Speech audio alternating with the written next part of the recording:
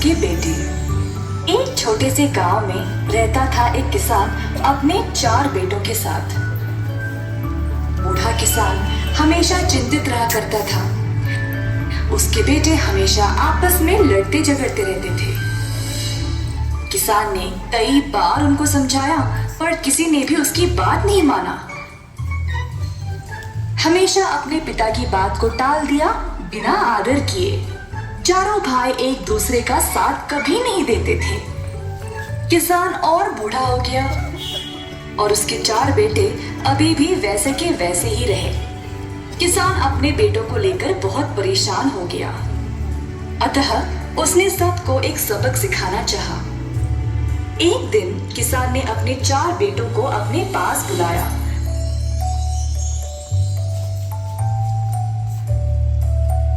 सबको लकड़ियों का गट्टा दिया। तुम सब के लिए मेरे पास एक काम है। ये एक साधारण लकड़ियों का गट्टा है। मैं चाहता हूँ कि तुम इस गट्टे को 2 हिस्सों में तोड़ दो। सबको ऐसा करने का एक एक मौका मिलेगा। सच में पिताजी, ये तो बहुत ही आसान है। उफ, तुम तो ये कर ही नहीं सकते, कोशिश भी नहीं करना। मैं तो सबसे बलवान हूँ और एक क्षण में तोड़ सकता हूँ। क्या मजाक है ये। सबको पता है कि सिर्फ मैं ही यह कर पाऊंगा। अच्छा, बस करो अब। मैंने यहाँ तुम लोगों को लड़ाई करने नहीं बुलाया। जैसा मैंने कहा वैसे चुपचाप करो। पहले सबसे बड़े बेटे ने लकड़ियों के गट्टे को तोड़ने की कोशिश की। लकड़ियां ना टूटने की वजह से वह हैरान रह गया। उसने बहुत जोर लगाया और सांस लेने भी रुक गया, पर गट्टा टूटा नहीं। अंत में उसने हार मान ली। दूसरे भाई ने भी कोशिश की, पर वो भी असफल हुआ। तो गुस्से में आकर उसने लकड़ियों को नीचे फेंक दिया।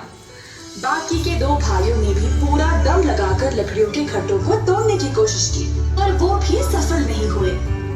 सब लोगों ने हार मान लिया और पिताजी से पूछने लगे, ये तो बकवास है पिताजी। वैसे आपने हमको ये करने को बोला ही क्यों?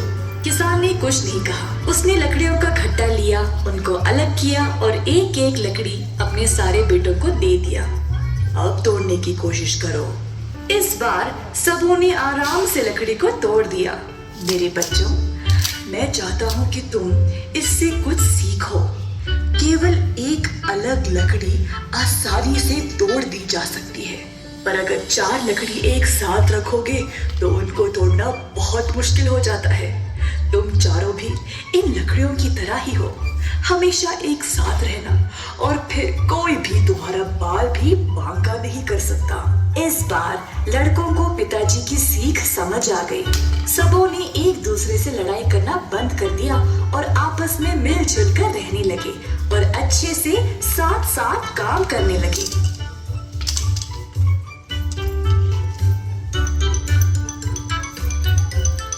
चार बेटों को ये एहसास हो गया था कि एकता में ही बल है।